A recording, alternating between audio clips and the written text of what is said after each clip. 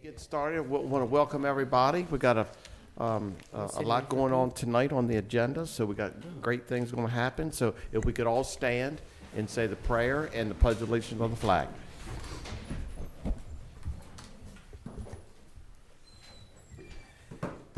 Heavenly Father, we thank you for this day. We thank you for this time.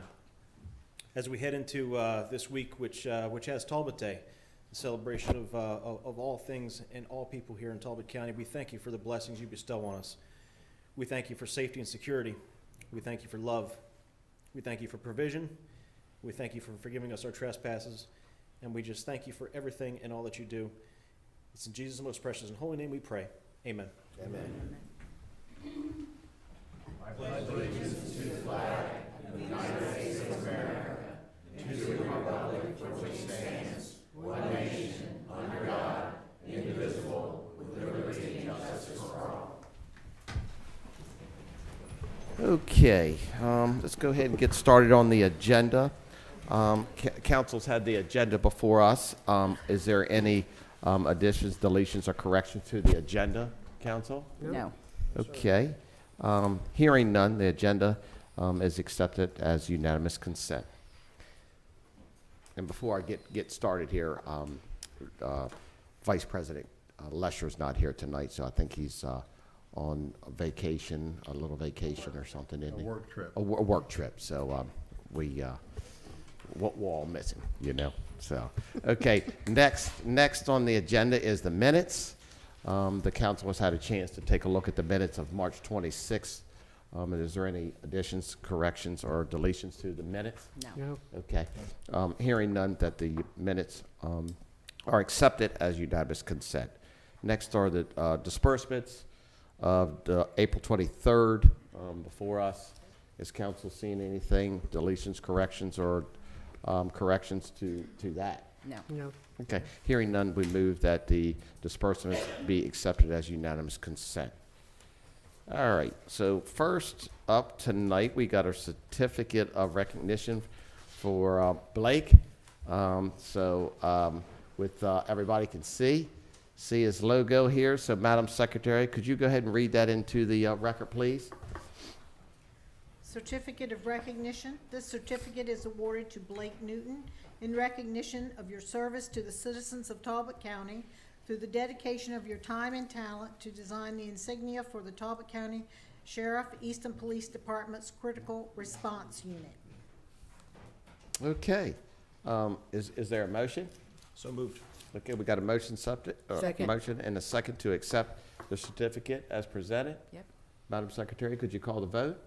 Mr. Callahan? Aye. Mr. Stepp? Aye. Ms. Milky? Aye. Ms. Hayes? Aye. Okay. Welcome, Sheriff, Chief. Thank Blake? you, Mr. President. Yes. Thank you, Mr. President. Yes. About 3.5, almost 4 years ago, the Easton Police Department and Talbot County Sheriff's Office combined, so we have a tactical team, a crisis response team in Talbot County. A lot of people refer to them in the past as the SWAT team. So we train together, our guys and gals train together. We go out on missions, they go out on missions together. And as a part of that, some of the members of the team wanted to have a patch for their call-out uniforms, for those uniforms. Right. And thankfully, Blake was available. He's a sophomore at Easton High School. Came up with this beautiful patch, sent it over to our SWAT guys who can be a little tough at times. And they loved it. And so we wanted to honor him today. That's great. With that, and we also, myself and the chief, have a Sure. law enforcement salute. Yep. If we could read that into the record. If you don't mind, could you get it closer to the Yes, sir. mic if you don't mind, please? That'd be Sir. great. Yep, so everybody could hear it. Blake, come on up here.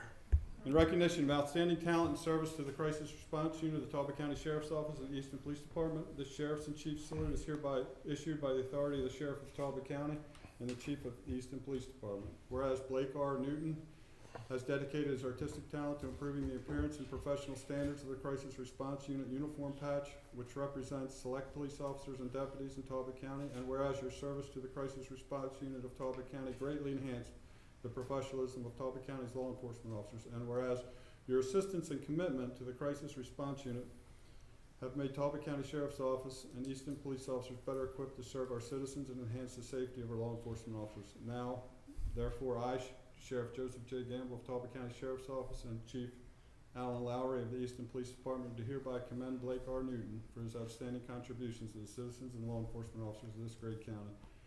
Signed under my name and the chief's signature and my signature on today.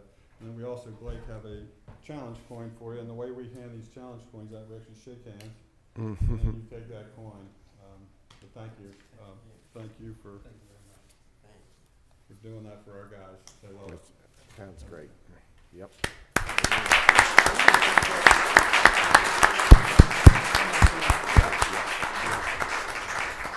Everybody's family up, but that's all right. Absolutely. Absolutely. Yep.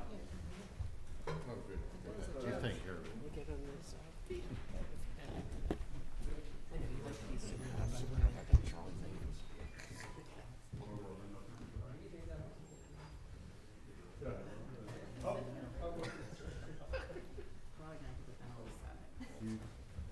Can you see council behind that? I can. I just can't. Let's move this a little farther back, and then we'll have that in the background. There, me too. Yep.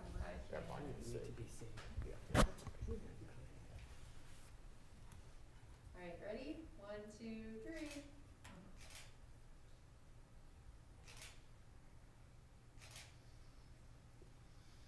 Make sure. All right, we got it. Okay. Thank you. All right. Good job.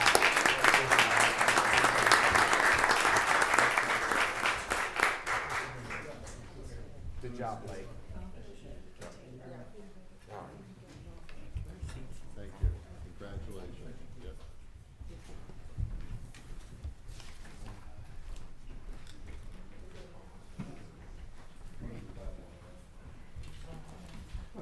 Okay, that was great. So, okay, next up is going to be a proclamation for National Sexual Assault Awareness Month.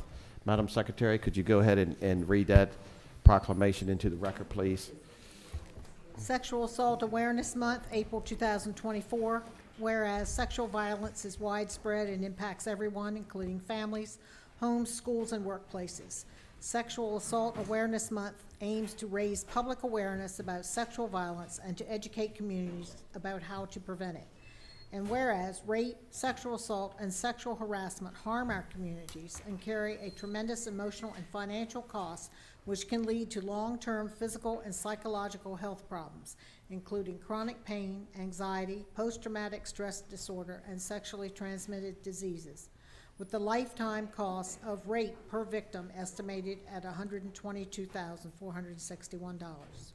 And whereas nationwide, 81% of women and 43% of men report having experienced some form of sexual harassment and/or assault in their lifetime. And whereas this year's theme for Sexual Assault Awareness Month is Building Connected Communities, a campaign that helps create strong, connected communities that take care of one another and prioritize safe environments, respectful behavior, and prevention education to reduce the likelihood of sexual assault, abuse, assault, and harassment. Community-level prevention benefits everyone in the community, and everyone has a role to play in preventing sexual violence. And whereas Talbot County supports the experts who work to identify and prevent sexual violence and is dedicated to providing services and avenues for survivors to seek proper care and treatment. And whereas Sexual Assault Awareness Month and every day of the year is an opportunity to stand with survivors, to recognize progress in combating sexual assault crimes, and recommit to reducing sexual violence in Talbot County. Now therefore, we, the County Council of Talbot County, do hereby recognize April 2024 as Sexual Assault Awareness Month in Talbot County and call this observance to the attention of all our citizens. Given under our hands in the Great Seal of Talbot County this 23rd day of April in the year of our Lord 2024. Okay, thank you, Madam Secretary. Is there a motion? So moved. Second. Okay, we got a motion second to approve. Madam Secretary, could you call the vote, please? Mr. Callahan? Aye. Mr. Stepp? Aye. Ms. Milky? Aye. Ms. Hayes? Aye.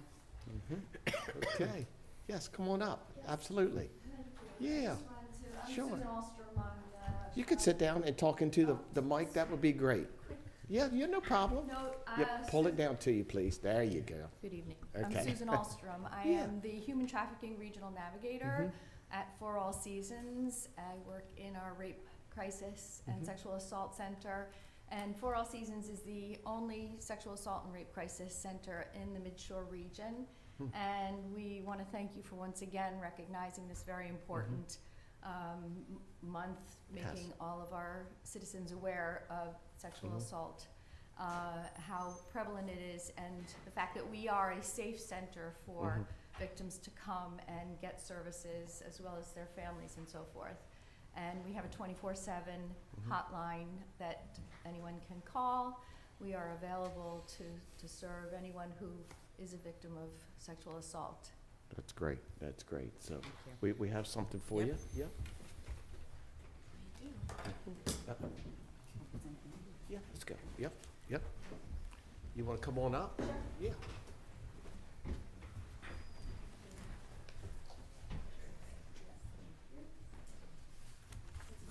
Just a little bit. There you go. Okay, there you go. All right, ready? 1, 2, 3.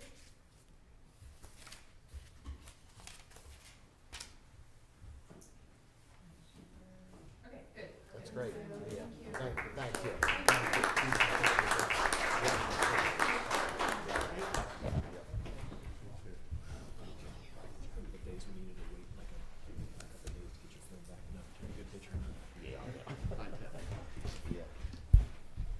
Okay. All right. Next on the agenda is update from Talbot Humane. Patty, you want to come on up? How are you tonight? I'm fabulous. That's good. Patty Crankshaw-Quimby, Executive Director of Talbot Humane and Chief Animal Control Officer for Talbot County Animal Control. Thank you for having me here this evening. I want to start off with giving you some calendar year statistics from 2023 because I haven't seen you for 6 months. We received 497 stray animals, 397 surrendered animals from owners, 73 requested euthanasia for ill or injured personal pets, 13 animals were born at the shelter, which is a very good number. We've been in the 20s and 30s years before, so yay. We transferred in 3 animals from other shelters, and we had 3 confiscations, either through animal control or police assistance. We had 664 adoptions. 34 animals died or arrived deceased. We had 111 animals reunited with their owners. Many more out in the community that did not have to come to the shelter thanks to microchipping and social media. 57 animals were transferred to wildlife rehabs or other 501c3 animal organizations, and we had 91 animals euthanized from the shelter. We have seen an 18% increase this year in the number of dogs coming into us. Many of them have behavioral needs. They're not puppies. These are dogs that are, a few years old coming in. Nationally, this average is even higher. I think I shared with you in November.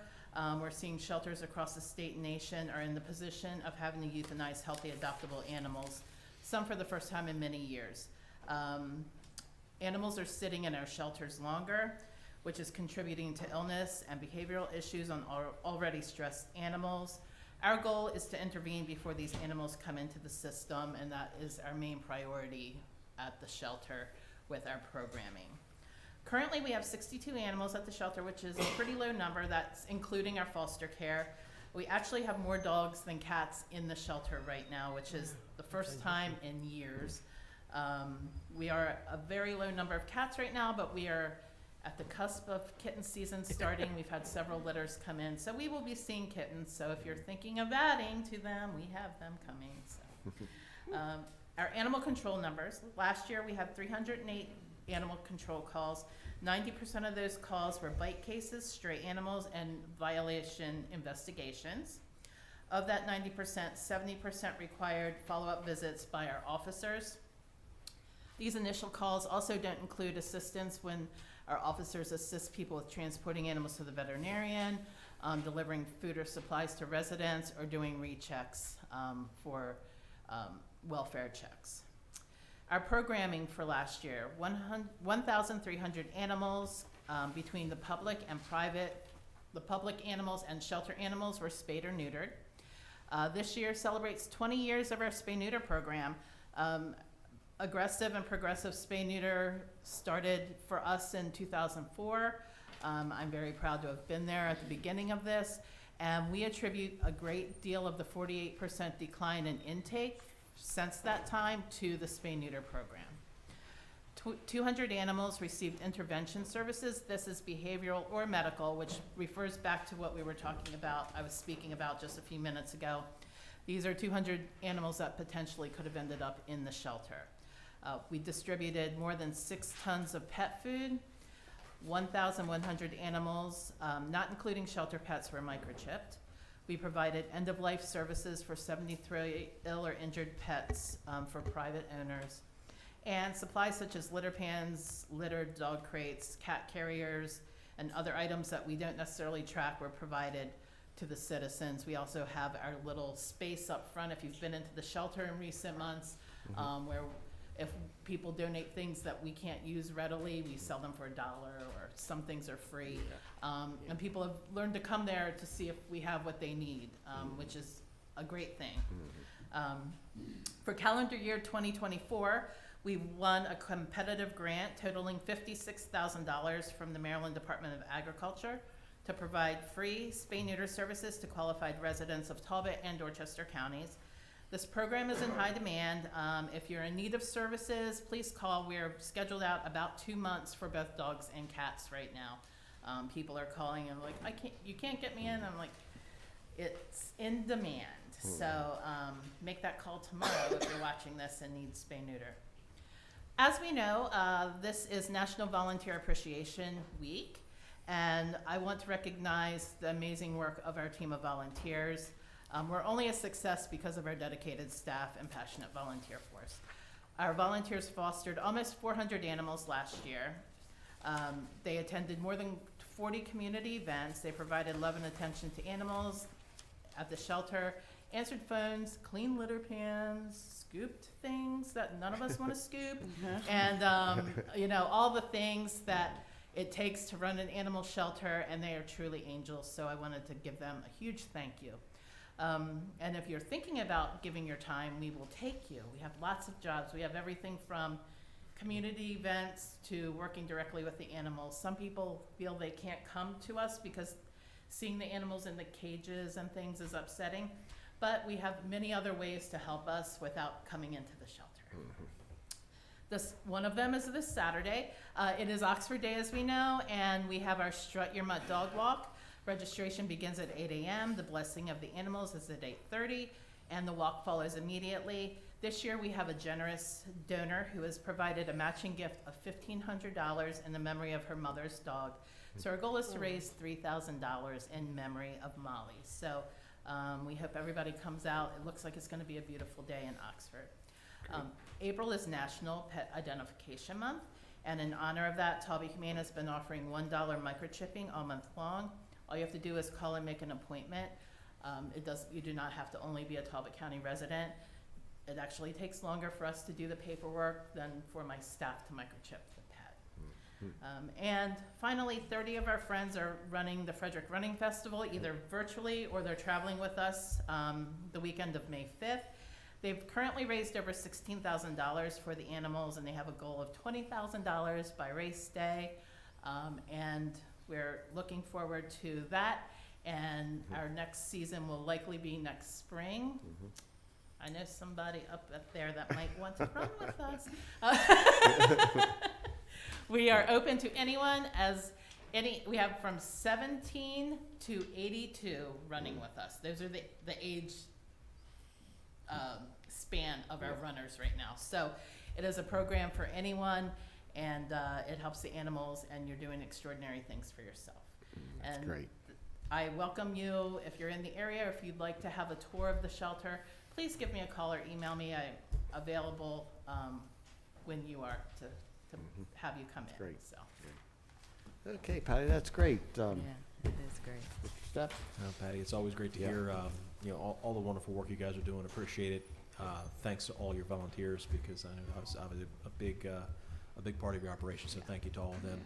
And I've experienced having to, like I said, bring 2 kittens to you guys years back, and it was just a pleasurable experience. I love what you guys do. So thank you. Thank you. Thank you. Oh. Yeah. Back in 2019, I adopted my fur baby, Lily Marlene, who's the love of my life. And so I'm very supportive of all you do. In fact, I have at home a bag of dog food that I've been meaning to bring, and I will do it this week. Thank you. Thanks for all you do. Thank you. And I echo what my colleague said. Thank you for all that you do. Next year. Yes, next year. Yes, next year I'm going to do the run. This year I'm in the gym 4 to 5 days a week. I'm practicing my running. I didn't want to commit until I was ready and in shape, but next year I will do it. I'm up to 2.5 miles now, so We'll I get can you- do it. We'll get You're you on to record, Keisha. 13.1 before you know it. yeah, there you go. There you go. Yeah. So thank you for coming in tonight. Thank you. Greatly Yeah, appreciate it. thank you, Thank you all. Patty. I really appreciate it. Thanks for everything. Okay. Next on the list is the Talbot County Agricultural Committee. Yep.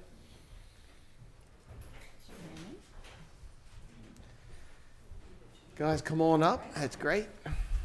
I'll go ahead and Yeah. kick the group off There you go. That'd be great. of us. So I'm Yep. Shannon Dill. I'm with University of Maryland Extension based here in Yep. Talbot County. Yep. And just appreciate the time to come forward as the agricultural agencies of Talbot County, just to give a little bit of an update, what we've been up to, things that are going on out in the field. So each of us have, the mission of supporting agricultural profitability and sustainability in the county, but we have different objectives in how we go about that. So I'm with University of Maryland Extension, and we offer unbiased research-based information out into the communities. Related to agriculture, we focus on production, regulatory compliance, and marketing. You're familiar with many of our county programs, educational programs, and then I serve on a number of committees representing agriculture. I am very excited about a new program that we have been funded through USDA NIFA on workforce development in agricultural careers. So we host 10-week full-time internships to undergraduates, where we place them out in extension offices around the state. And this year we'll be hosting 12 of those interns. We've just recently selected them, signed the paperwork, and Talbot County gets to have one this year. So we'll be happy to have an intern here learning about not just extension, but agriculture-related careers, and hopefully they'll continue to pursue that as they look for the workforce. Let's see, I also provided some details about the USDA census. So that's done every 5 years, and I think there was just some interesting things to note. Talbot County has 357 farms. That's up 13% from 2017. However, the size of farms have decreased to 270 acres as an average. And we've kind of seen that across the board with the state, is the number of farms may increase, but the average size of them is decreasing. Another interesting part is the marketing value is up almost 60% to $109 million in the county. I think COVID-19 impacts had a lot to do with that. But along with that increase is a 45% increase in production expenses. So we're seeing input costs really increase, and that's been one of the highest concerns we've seen farmers state over the last couple years. Most of our sales, 62%, is in crop production, and Talbot County has a third of farms' market value is $2,500, and then a third of farms is $100,000 or more. So when you look at the average sales, we have some very small farms, some very large farms, and then everyone's sort of mixed in between, some smaller ones. As far as Talbot County, we're 12th in the state as far as counties goes for the market value of products sold. We rank number 4 in aquaculture, 6th in grains and oilseeds, and 9th in poultry. And additionally, there's a number of demographics, so you can see the average age of farmers, the gender of farmers, and even how many have internet access. So the census has a lot of data in there. If there's ever any questions about acres or bushels, please reach out and we can go through the census data and help get you that information. I have a little bit of a PSA because I've gotten a number of calls about the white flowers in the growing fields right now. So I don't know if you were going to cover that, Shawn. I wasn't planning. Okay, so I've gotten a number of calls. That is the tillage radish. It's a forage radish that is planted as a cover crop, and it did not winter kill this year. So what you see on the top, it's also growing on the bottom, and it helps break up the compacted soils. So have received lots of calls about the white flowers that are being grown. It's a cover crop. Actually, once they're terminated, they will start to degrade and maybe smell a little bit. And so a little PSA there, as well as farm equipment is out on the roads, highways, or back roads. So just be careful and have some patience. Okay, that'd be great. Sounds good. Well, hello everyone. My name is Shawn Smith. I'm the district manager at the Talbot Soil Conservation District, and I will be brief this evening.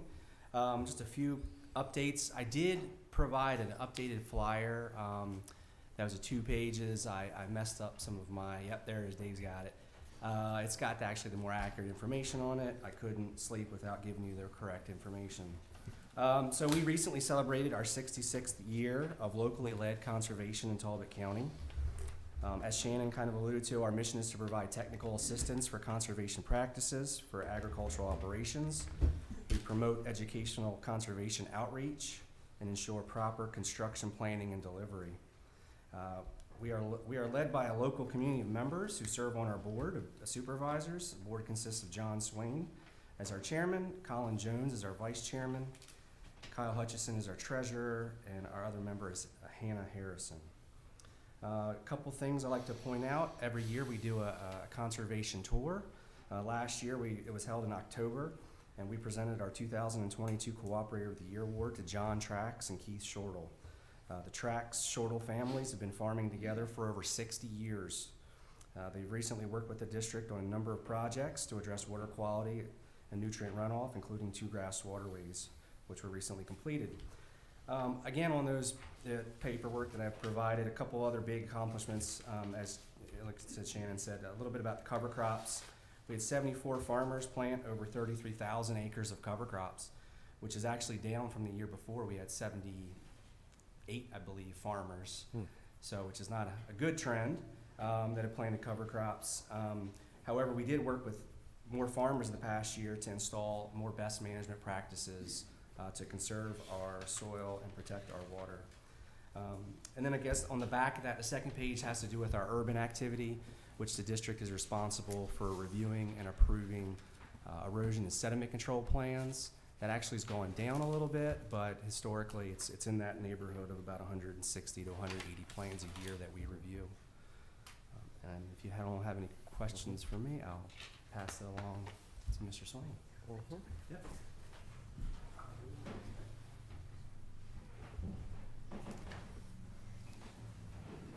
Good evening. Thank you for having me. My name is John Swaine. I'm Vice President of Talbot County Farm Bureau.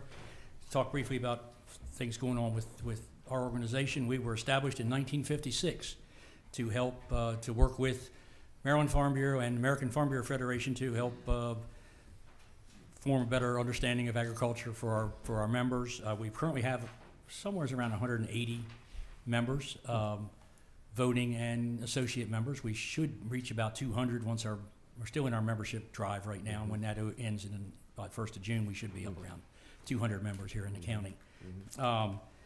Our officers are Eddie Boyle, President, myself, Vice President, Lori Andrews Mitchell is our Secretary Treasurer, Shannon Dill is our Extension Advisor, Women's Committee Chair is Teresa Hutchison, Young Farmers Chair is her daughter Kara Hutchison.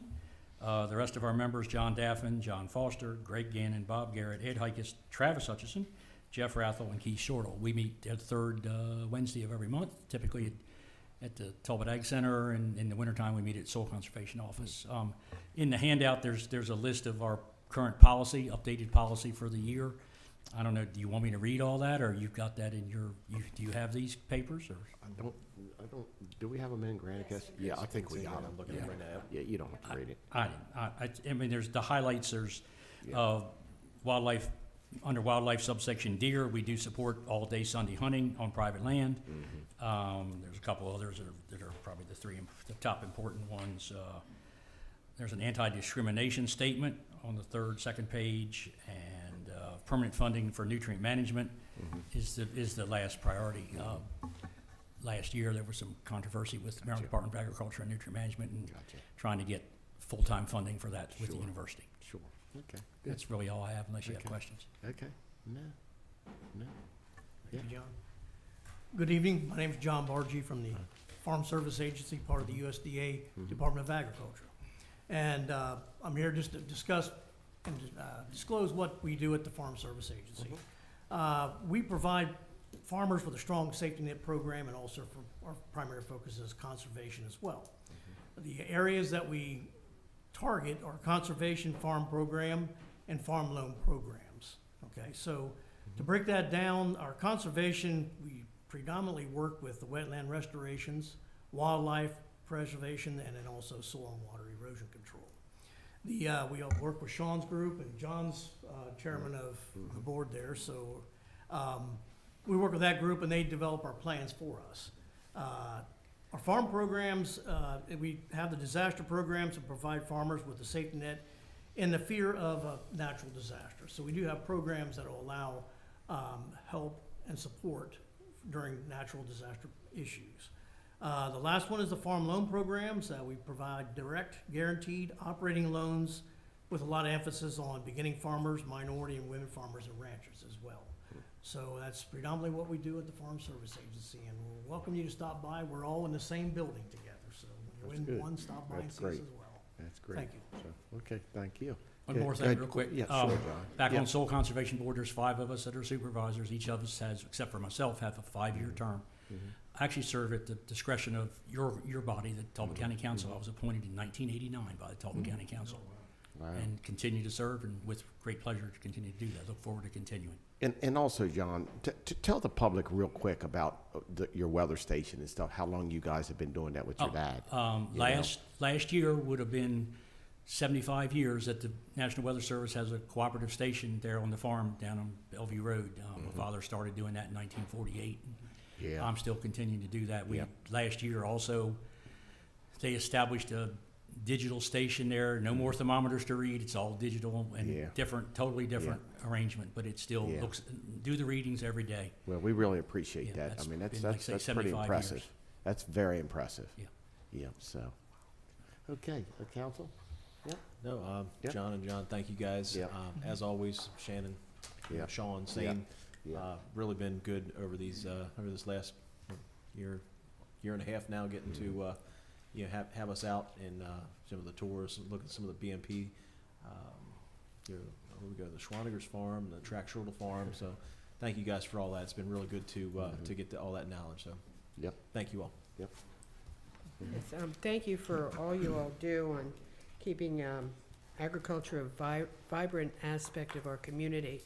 It's not only a vibrant aspect that adds to our economy, but it adds to the character of our county and the hard work that you all do and the generations that you train to continue that. And we're so grateful for you. And I love the annual banquet the Farm Bureau has. Corn Club. Yes, I love that. She knows I love that. Yeah, that's good. That's what I looked at. That's good. Yeah. Okay. Yeah. And I echo what my colleague said, but Shannon, I'm glad you mentioned about the cover crop, because I knew it was a cover crop, but I just didn't know what it was. When I saw the farmers, I was like, okay, what type of cover crop is that? So thank you for sharing that with the public so they're aware of what that is as well. But thank you all for coming in tonight to update us and give us this information. Agriculture is very important to our area, so we appreciate it very much. Thank you so much. Yep, and I'll follow up with my colleagues, and we really appreciate all you guys do and coming in here and all the things you do during the year for us, and really all the stuff that you really means a lot to Talbot County, and we're living in a special place, and you guys make it special too. That's real for quick, sure. one more thing. Shannon talked about the safety of moving farm equipment on the road this afternoon. I had experience of somebody with a short fuse and very uncourteous and crazy. I mean, it shouldn't have occurred what occurred, but the driver was very agitated being behind me and Right. made it very obvious as they went by me how agitated they were, and it just was very disrespectful. And I guess. You were number one, John, right? say, John, Maybe you're number one in our book. You're number one in our book. You were number one, weren't you? Not in their book. I got you. So, all right, guys, thanks a lot for everything. Appreciate it. All right, so, okay, let's go ahead and get started at the public hearing. Madam Secretary, could you go ahead and read Resolution 356, please, into the record?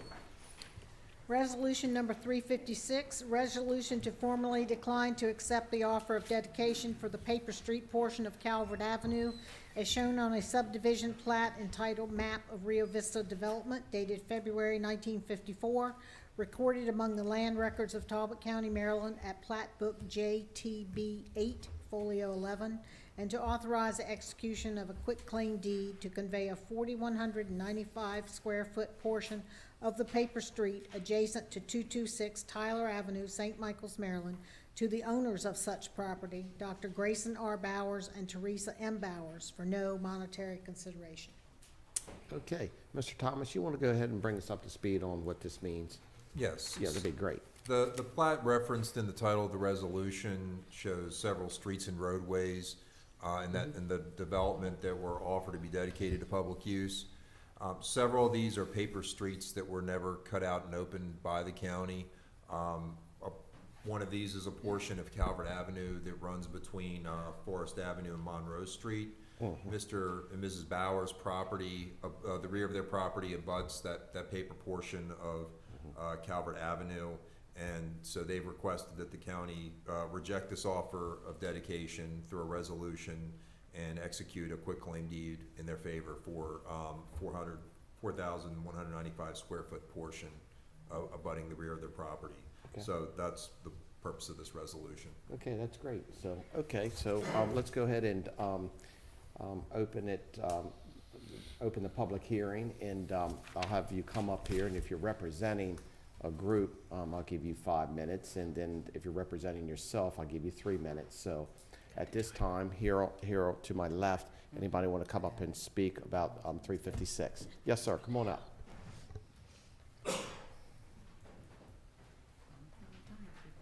Well, I'm not officially speaking for all my neighbors, but they all use that route. Okay, yes, sir. I don't know if you're aware of it. Could you tell us who you are and what you, yeah, Mark right. Homeower, 1108 Harrison Avenue, Okay, St. Michael's, Maryland. yes, sir. I know on my road, we all use the paper roads. I don't know whether you're aware or not exactly what the builder meant by putting these paper roads in. They are numerous. They run every single road through the back of everybody's property. They were put in there as community property, not to be paved. They've never been stoned. The reason that they were put in there was for storm drainage. So if you alter this storm drainage when this property is deeded, which is another subject on this quick promo, or whatever you call it, the odds are that they're going to raise the level of the ground, alter it, and create storm drainage movement, which has been settled there since the 50s. So any movement of raising the ground or altering the ground is going to cause that. The second specific thing, the reason that this person went, meaning the builder, the developer, put in these paper roads, and I don't know if you've been in neighborhoods that are like this, I've seen plenty of them. These roads were put in, and they were put in to access the back areas of people's houses where the fronts were all put, the lots are normally not that big. This is a larger lot, it's like a double lot. And people bring they break their boats out in the springtime, pull them out of their backyards, they drive them down to the community dock or wherever they're putting them, and they turn around in the wintertime and they haul their boats out and they drive down these roads, which are not cut off, I might add. These roads, and they park their boats for the wintertime, or they bring them out, work on them, bring in dirt through the back. These are community property roads. They were not designed to be built on. They were not designed to be controlled by any one person because of the storm drainage. I have seen a lot of storm drainage runs right by the back of that house. And when it's dry, you can bring your boats, you can bring them out. It's very critical that you understand that the builder did this on purpose. This is not just one road that runs between properties. Every single road, the back of the properties have a paper road in there. It was very specific, and I can show you a picture of the road that we're talking about on a satellite picture if you would like to see it. And you would see the design of it, where it runs not just one property, but every single property on that entire road. That is open for community access and walking and animals moving around. We have a boat dock, that is community property. We have a picnic area, that is community property. These paper roads that run between these properties is vital access to our properties, especially mine too. My neighbors, they all have boats, and they come in through the back. If you go and you give this promo or deed, whatever, quick deed thing, you're cutting off that access, and you are encouraging and probably providing the ability to alter the storm drainage, which is going to flood other people's properties and their homes. We get heavy storm drainage. We are very close to the river. There are plenty of floods in that area. We call you, empty out the storm drains and stuff all the time. Okay. So that's about all I got to say, is that you have to understand the rationale. And if you would like to see what it really looks like, I can show you. I have it. All you gotta do is pop it up, and you can see how these properties run, how the Right. storm Any drain any runs. information that you have, you'll be welcome to give it to staff, and they can feed it to us. Okay. Can you Yep. take a picture, or do I tell you how to get it, or? Well, you can send it Did to us you through an get it email. yourself? Through an email. You can Yeah. email. Okay. Yes, sir. Yeah, so it's, Yep. these roads are very important. No problem. They were designed on purpose. Yes, sir. Well, appreciate the information. Thank you.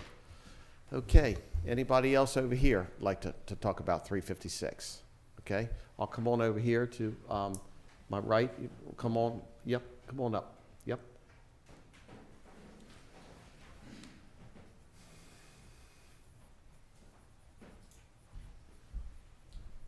Evening, Council. Good evening.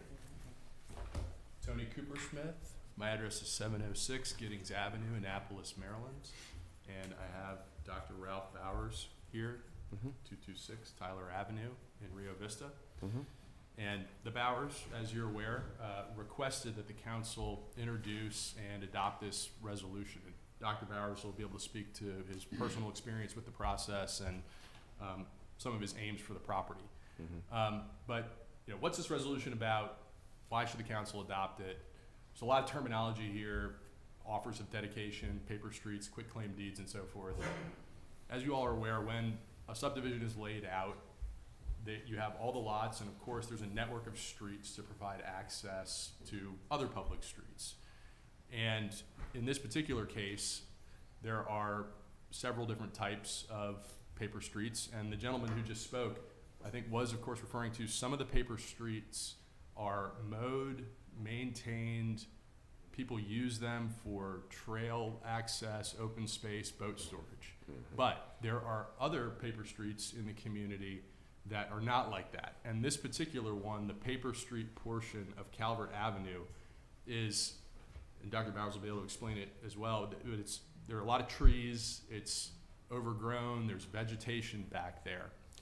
But in any case, with the distinction between the two, the intent of Dr. Bowers and his wife, it's not to take over that portion of the paper street in the sense of utilizing it for a project or something like that. It's to expand the footprint of the property so that if they have the interest in the property, their lot, legally speaking, will be a little bit bigger. It's, as the title of the resolution shows, it's 4,195 square feet that they'd be adding. So a little bit bigger, and that translates into just a little bit more lot coverage that's permitted. And they have plans to do a moderate addition to their house, but that house is not in the paper street. That addition is not in the paper street area. So this is just to increase the footprint of their lot. And so what we are requesting here is, in effect, for the council in adopting this resolution to just confirm what the status quo is. This subdivision was platted in 1954. Here we are, it's 70 years later, and some of the streets shown on the plat were opened, others were not. And for 70 years, the community has functioned with, in this particular case, the portion of Calvert Avenue. Nobody has needed to use it for any reason. All the properties that abut it on either side have their own separate access to streets that are open. So, and this is not the first time that the council has entertained this kind of request. If you look back through the council's prior resolutions, there are a handful of other resolutions over the years where people are requesting this similar relief, which is to say their property abuts a paper street, the county's never opened the paper street, a lot of time has passed, and they want to make productive use somehow of the property. And so sometimes in the resolutions that's termed abandon the paper street. We think technically this is declining to accept the offer of dedication. And the effect of that will basically be that this will just become a purely local community issue. And the Bowers have engaged with the Rio Vista HOA over the past few weeks, and there's an updated letter from the HOA in the council's packet, and that expresses no objections to this resolution. And I think it's because they engaged with a land use attorney who's come up with a proposal for how they can administer this themselves. Okay. And so we did see that there are other letters, of course, that were included with the council's materials. And some people are in favor of this proposal, but there are others who are opposed, and we're sensitive to the concerns. And those concerns tend to fall into a couple of different categories. Some people are concerned about the precedent that this would create, and we think that each of the paper streets is slightly different in its configuration, where it is within the community, and whether it's mowed, maintained, improved, used by people already. And those different categories of use, that might be treated differently by the council if this were ever to come up with a different one of these paper streets.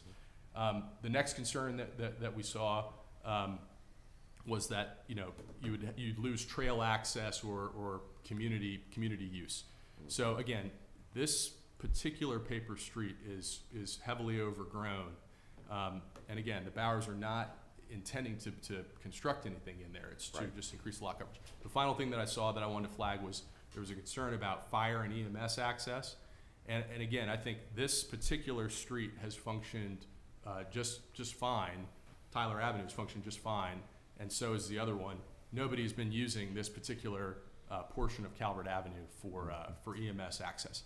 So we would request that the council approve the resolution, and I'll turn it over to Dr. Bowers. Thank you for Yes, hearing sir. this request. Our situation, as I outlined with my wife in a letter in February, I'm a retired veterinarian, practiced in Pennsylvania for 45 years.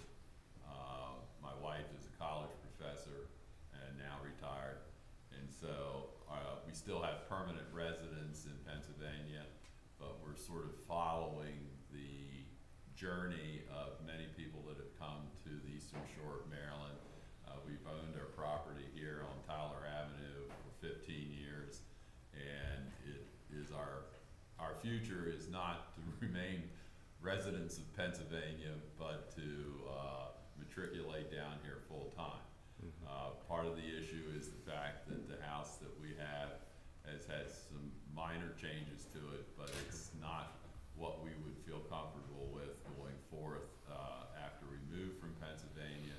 And so in working with a local architect, Suzanne Brigham, we've come up with a plan that we'd like to institute, but as it played out, we realized that there was one struggle that we had, and the fact that we live in the critical area and we're governed by critical area square footage, and this project is probably not going to go forth unless we were able to address that issue.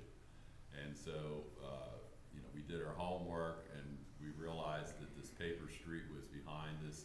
It is, I will call it, totally uninhabitable.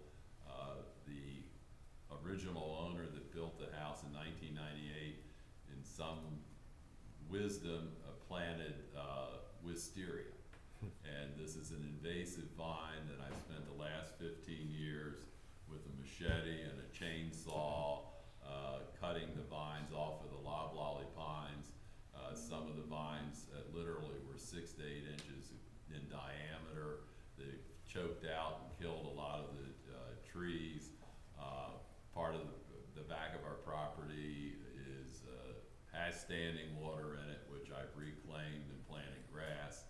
But this whole process has gotten to the point where we're now pretty much back where the paper street is, and we have no use for it. We're not doing anything with it, and I won't say that I might not do what has been done to other paper streets in Rio Vista and plant grass and mow it, but that's my only intention, or my wife and I. My wife is not here tonight because even in retirement, she has a student that is giving a graduate master's recital at Peabody Institute in Baltimore, and she wanted to be there for that student. Right. So it's not that her presence is not here because, you know, she didn't want to be here. She had another commitment. Sure. You know, so we've worked through this process as I described in the letter. Our total direction is just to gain enough square footage that we can utilize our plans to stay here in this house, hopefully for the next 15 or 20 years. Right, yes, sir.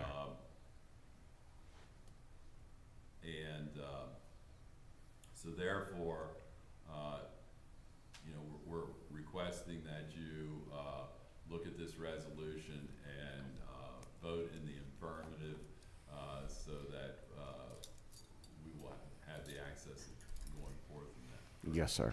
That sounds great. Okay, guys, I appreciate it. Thank you. Mm-hmm. Okay. Yes, sir. Come on up.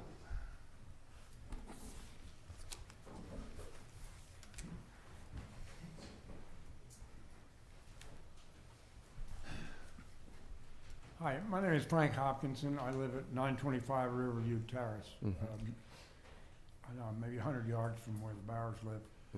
And I became aware of this through the notice, public notice that was in the paper. And I understand there's some roads, and this first gentleman spoke about that they use. But this area behind me is what is known as Long Lane, another paper road, and we have a terrible problem because the water doesn't run there, it collects there, and it runs into the back of my property. There are huge trees there. It must be 100 feet tall. I'm concerned about falling at some point. There's just brush there. People have dumped trash back there, thrown branches and cuttings and that kind of thing. Terrible number of mosquitoes and ticks seem to be back there. And I've struggled to understand what to do about it. It's kind of a mess back there, and I can't say, I'm a little concerned. I spent 4 years in the volunteer fire service, and I'm a little concerned about fires. And there are all these trees and this huge fire load on the floor of the forest. That's what they all talk about in these western fires. And I don't know what to do about it because it doesn't seem to belong to anybody. And if a landowner wants to, such as Bowers and perhaps I, are able to own, if you will, or take care of that section, maybe other people will, and we'll have a better community property. But right now, our land is just a disaster, and it would cost $1 million to get all the loblollies out of there. They're all huge and old, so I'd just like to say this, I endorse this concept. Okay. Yes, sir. Thank you. Okay. Yes, sir. Come on up.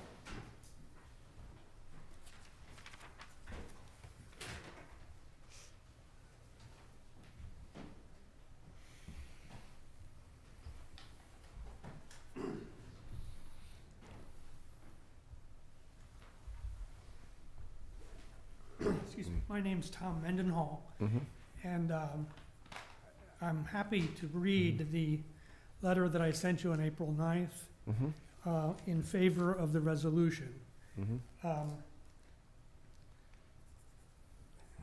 I am one of the, I'm at 1103 Harrison Avenue, we don't have a paper road. You know, and there have been many complaints by people who have said it's not fair because they don't have a paper road. I don't get it. In any event, I wish to speak in favor of the reference request by the Bowers family to annex a portion of the Calvert Avenue paper street in Rio Vista that adjoins their existing property. The multiple paper streets areas collectively are rarely, if ever, used for beneficial purposes. And in fact, the paper road of Calvert Avenue is at this point impassable. They're not the property of the subdivision or the county. They represent an inconvenient maintenance issue for adjoining property owners and are often run down, overgrown, or neglected, and thus of no beneficial value to anyone. I believe that the Bowers request is a beneficial and constructive use of the paper street concept.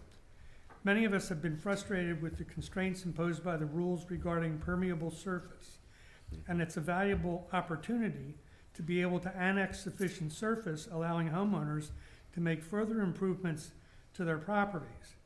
By increasing lot sizes, even by small amounts, and making home improvements, property appraisals increase and the county tax base increases. I find it somewhat surprising, actually, that the county has not looked to encourage more people who border paper streets generally to undertake actions such as the Bowers in the interest of increasing tax revenue and property values.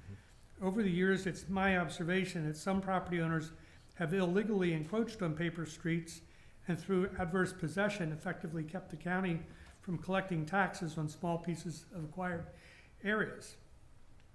I sincerely believe this is a no harm, no foul circumstance, as there does not appear to be any parties of interest that would be negatively affected by your approval of this particular resolution.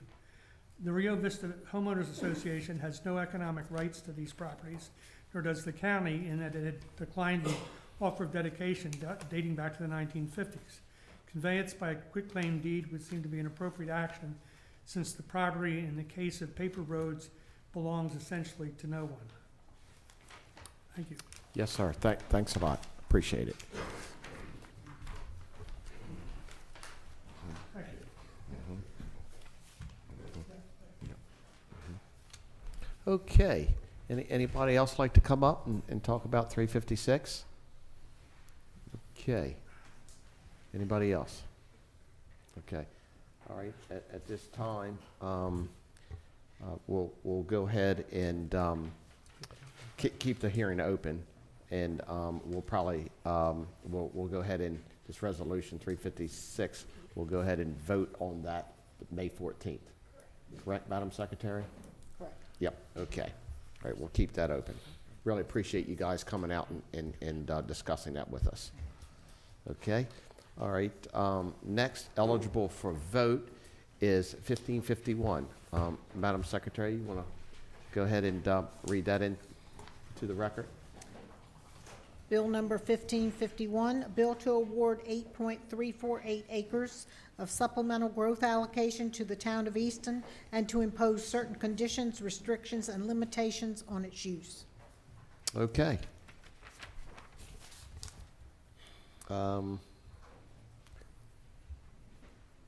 Yes. Mr. Thomas? I was trying to get it out. Sorry. So before you have, in addition to the bill, you also have findings of fact. Before the council can award growth allocation, it has to make certain findings as required by the county zoning code and state law. I've prepared proposed findings based on the record of this case and the testimony presented at the public hearing at our last meeting. So if these provided them to council last week, so if they're acceptable to council, I would ask that you adopt the findings and then proceed to vote on the bill. Okay. And at this time, I think with council, is this the one that Mr. Lesher wants to wait to the next one? No, Mr. Lesher left his ballot. He did leave his ballot. He did. Okay. Yes. Okay. That was the previous one. Right? Yeah. Okay. I just wanted to make sure I was right. Yeah. Okay. So at this time, So we're ready to vote. So if first there'd be a vote on the findings of fact, and then if those are adopted, then a vote on the bill. Okay, so we'll go ahead and vote on the findings of fact. Madam Secretary, could you call the vote? Mr. Callahan? Aye. Mr. Stepp? Aye. Mr. Lusher? Aye. Ms. Milky? Aye. Ms. Hayes? Aye. Okay. All right, so I guess at this time, we can go ahead and vote on the bill. Madam Secretary, could you call the vote? Mr. Callahan? Aye. Mr. Stepp? Aye. Mr. Lusher? Aye. Ms. Milky? Aye. Ms. Hayes? Aye. Okay, sounds great. All right, next, Madam Secretary, if you don't mind reading the bill at 1552.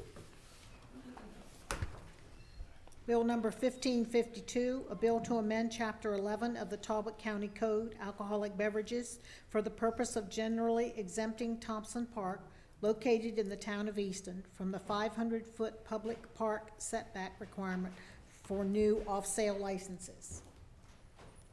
Okay. So I guess, Mr. Thomas, we're ready to. Yes, so this is eligible for vote. Do you want me to give any sort of overview? If you don't mind. Sure. Yeah, please. So this bill was requested by Blue Point Hospitality under the county's current alcoholic beverages code. New off-sale licensed establishments must be located at least 500 feet from schools, correctional facilities, and parks. The only exception is for Thompson Park in Easton, and that's only for a Class I alcohol dispensary bistros, which is the ward room. Right. So the bill would delete the reference to a Class I alcohol dispensary bistro, therefore allowing any off-sale establishment within 500 feet of Thompson Park. Okay, that sounds great. Okay, any other questions, council? Okay, at this time, we'll go ahead and vote on this. Madam Secretary, could you call the vote? Mr. Callahan? Aye. Mr. Stepp? Aye. Mr. Lusher? Aye. Ms. Milky? Aye. Ms. Hayes? Aye. Okay. All right, good job. All right, next up, Clay, Madam. Good evening, Manager council. report. Good evening, council Yep. president, members of the council. For your county manager report this evening, we have no committee appointments to bring forward this week. I do have several pieces of business for you. The first, I would ask Martha Sparks to come forward, your finance director. We have a request from the finance office to approve fourth quarter budget transfers for fiscal year 23-24. Martha? Good evening, council. Good Always evening. a pleasure to come before you. Yep. So what you have before you is a request for fourth quarter transfers. And for the benefit of the public, I'll go ahead and read through this memo so they understand this as well. In accordance with Section 615 of the Talbot County Charter, which states, transfers between agencies of the county government and within the same fund of the current expense budget may be made only during the last quarter of the fiscal year and only on the recommendation of the county manager and with the approval of the council. Attached is a list of fourth quarter transfers that focus on the purchase of capital outlay items.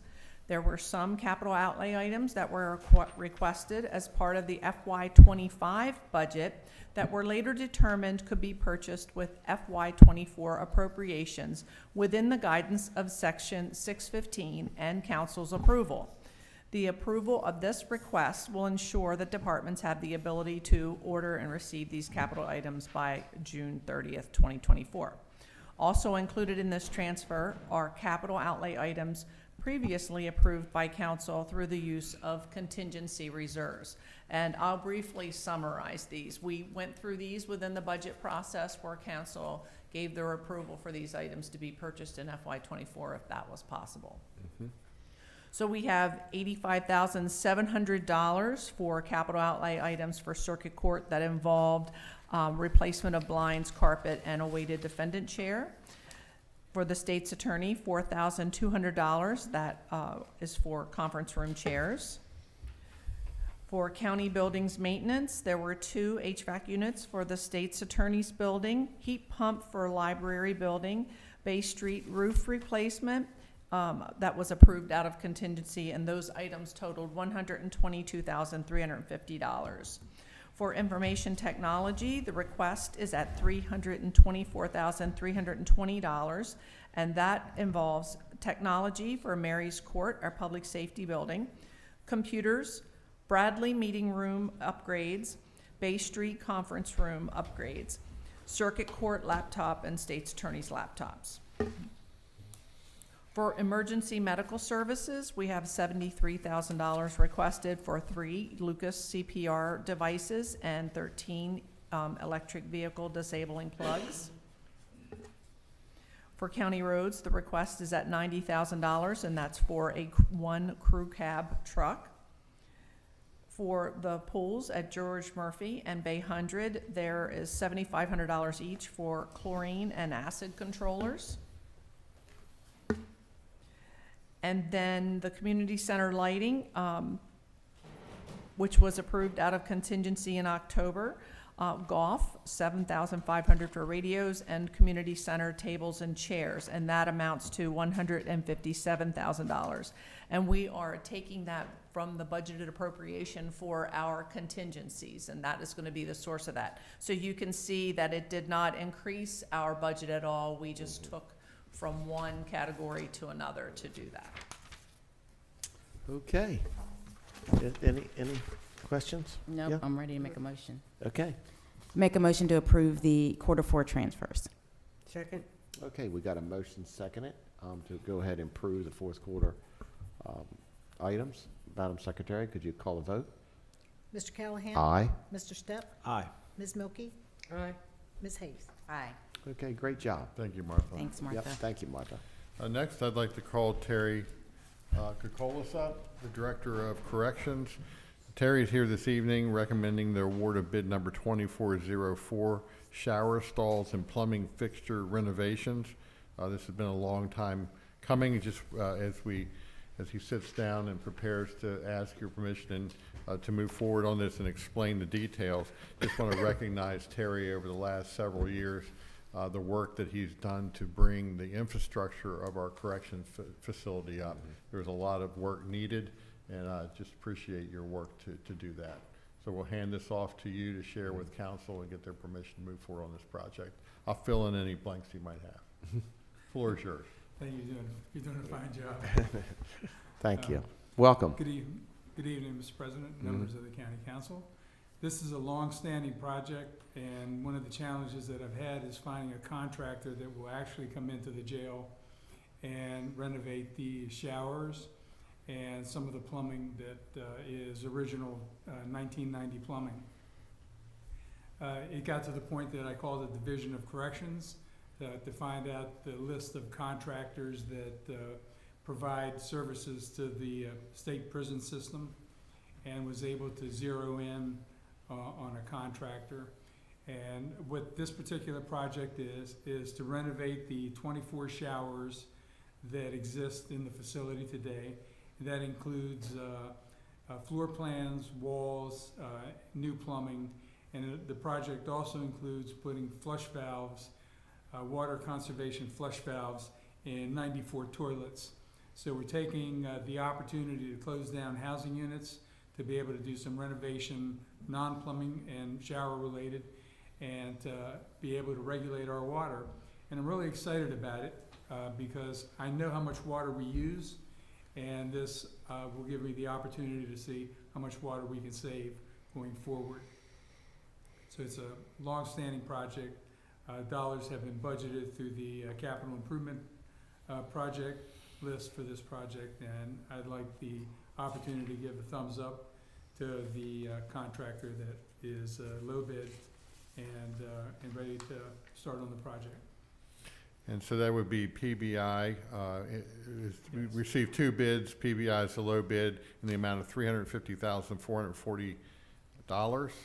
And the Department of Corrections has $330,000 available for this project and is requesting $20,500 in contingency funds, which Finance Director has certified are available. Okay. Okay. And I got a question that you got any questions? Okay.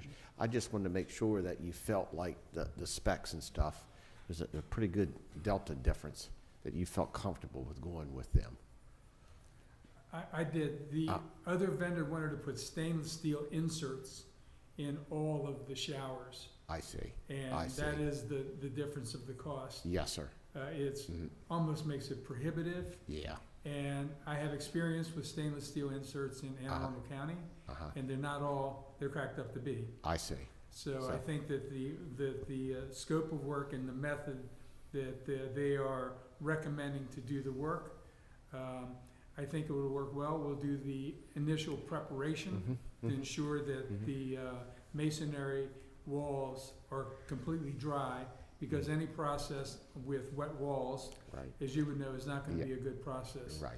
So we will prepare the areas before we give them the go-ahead to come in and work. We'll sequence the housing units so that we can prepare and then bring in the workforce.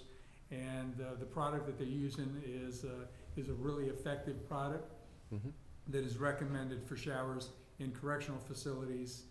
I think it's a good product. Sounds great. And we will make sure that they install it as a spec and warranty it for greater than a year. Okay, that So if sounds there's a great. problem. That's great. I appreciate that. I just have one comment. Yeah, sure. I know when we came over last year, you were talking about the showers, and we saw the condition of the showers. So I'm so glad that you're able to get moving on this project. So if there's no other comments, I'll make a motion. Okay. Second. Okay, we got a motion second to go ahead and accept Bill 2404 bid. Madam Secretary, could you call the vote? Mr. Callahan? Aye. Mr. Stepp? Aye. Ms. Milky? Aye. Ms. Hayes? Aye. Okay, good job. Mr. President, if I could Yes, ask yes, sir. Terry to hold on for just a Yep. second, if I could. Yes. Just for a comment, Sarah had put this out, but I just wanted to make sure that it goes on the public record. So I just wanted to congratulate you one more time on your receiving the Recognition of Achievement Award. I just wanted to read a quote after your initial audit, which was conducted by the Maryland Commission on Correctional Standards, Maryland Department of Public Safety and Correctional Services. Talbot County Department of Corrections Director, administrative team, and staff demonstrated a commitment to the audit process through the constant and daily use of the standards for adult detention center as an effective management tool. Commitment and dedication was evident based on this facility achieving total compliance with the standards for an adult detention center. The Talbot County Department of Corrections is recommended to receive the Recognition of Achievement Award. Just want to congratulate you again and read that statement into the record. So. Yeah, Thank you. good job. Good And job. Mr. Council President, members of the council, Terry is going to be back with you on May 14th in the second meeting in May to recognize them for these awards. So you'll Okay, be seeing great. them That's again great. soon. Good. Yeah. It's just Okay. out in the public already. Yeah. That's great. Yeah. Sarah's quick. Yes, she is. is. Yeah. Thank you. Okay. It's all Thank a you. team- It's all a team effort, and at the Yeah. end of the day, it's Talbot County's Yeah. correctional Yeah. system and should reflect the county and the constituents of the county.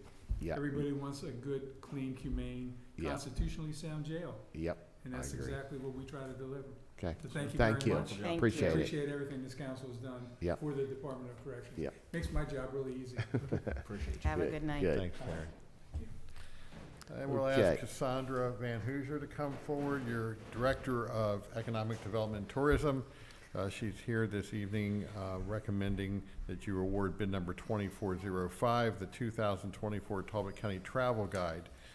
Cassandra, the floor is yours. I'll be glad to fill in wherever you need me to. Yes, good evening, council. We are going to produce our new travel guide. We typically do an evergreen format, so it lasts 2 to 3 years. Our last guide we made use of for 3 years.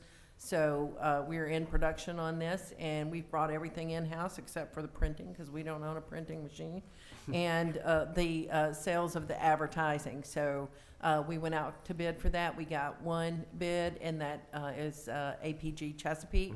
And we are recommending that you award that bid to them. There is a county commitment to that of just under $12,000, and we'll make that through advertising. I have that budgeted each year for that, so that is our recommendation. Okay. Excellent. I have a question. Yeah, sure. Okay.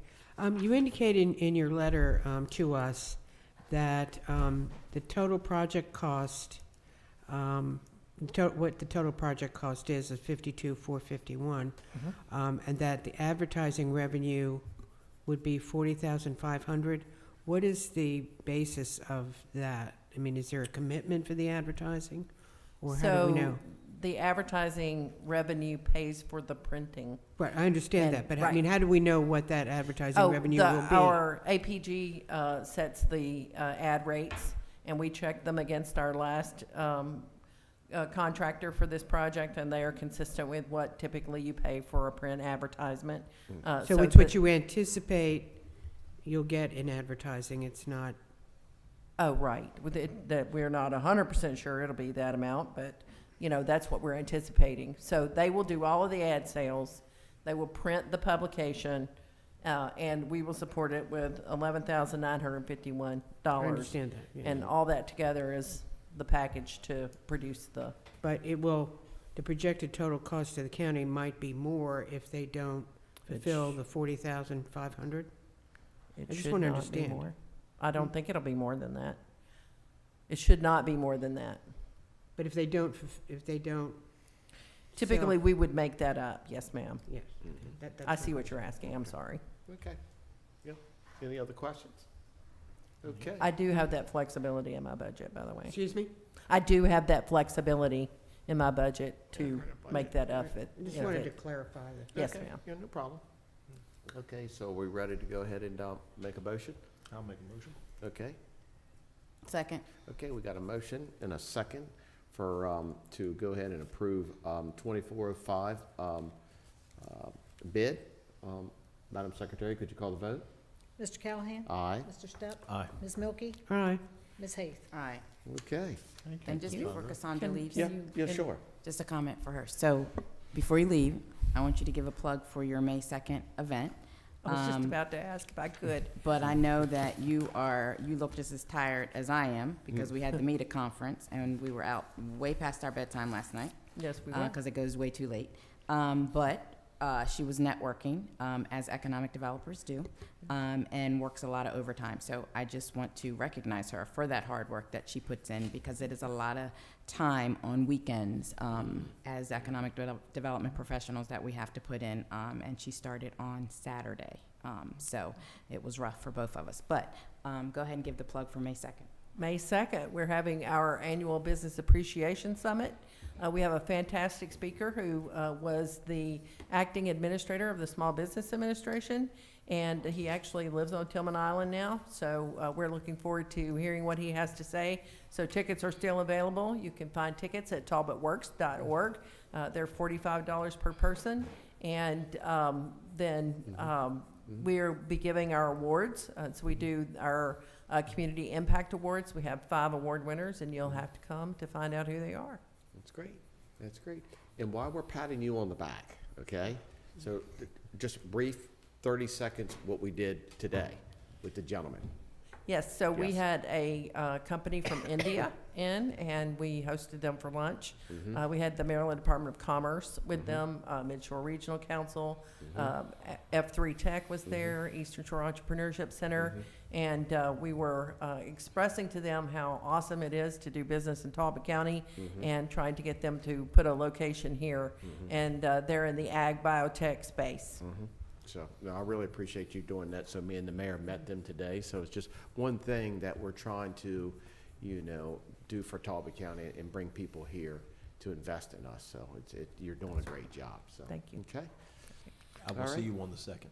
Yes. Yep. Yes. Sounds Well, good. you'll see me Okay. on Thursday night. That's Yeah. right. Oh, Before. that's right. Talbot Day. That's right. good. Thank you, council. I Okay. appreciate Thank you. you. Thanks, Thank Cassandra. you. Yep, thank you. Have a good night. Okay. Thank you, Cassandra. We do appreciate you very much.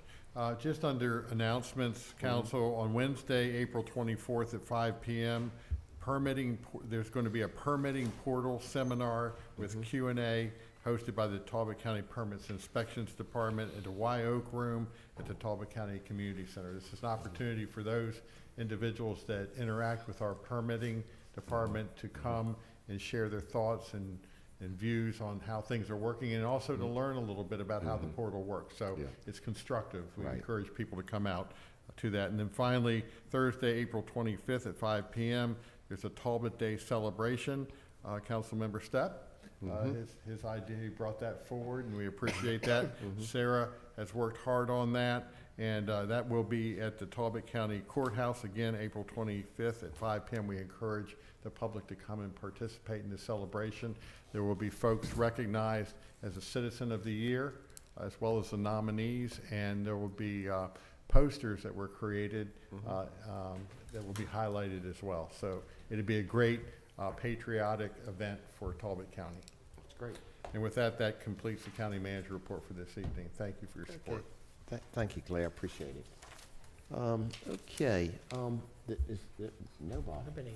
They're beating down the doors tonight. They are, We're they ready are. already. Okay. Sarah, just by the way, did Clay miss anything that you think the public needs to know for Thursday night? No. Okay, that's good. Okay. All right, so we're going to do council comments, Mr. Stepp, because I know, look at her, she's over there. You know, she gives me the eye. Okay, I'll let you start. I'll keep it short. Keep it short. Looking forward to Talbot Day this Thursday. Appreciate all the work from all the staff that has went into this. This is going to be a wonderful day.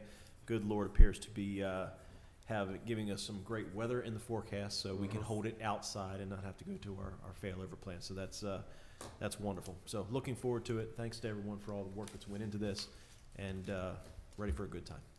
Great. Yep, what Clay and Dave Yep. said. Yep.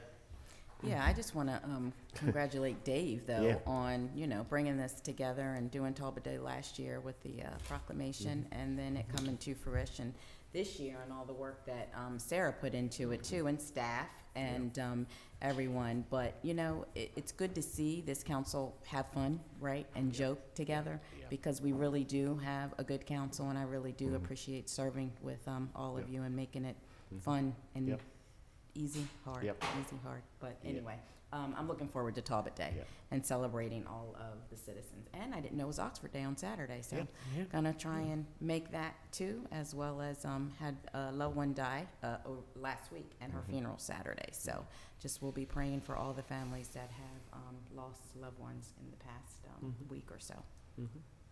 And I'll just follow up with what council has said, Dave, and you've done a great job, and really appreciate you bringing that to the public and to the town and to the county, and it's really something to build off from years to come. Long overdue. It really is, So our motto is something like the Maryland, you are beautiful. That we're going to model that. We don't do that anymore, so this gives us the opportunity to really reach out to people that really give to Talbot County through the years and stuff, so to recognize all of them. So, and Sarah, I really appreciate all the hard work you've done, and some of the posters that are around and everything. You've done a spectacular job. I should say phenomenal, because that's my word. So Jess knows that.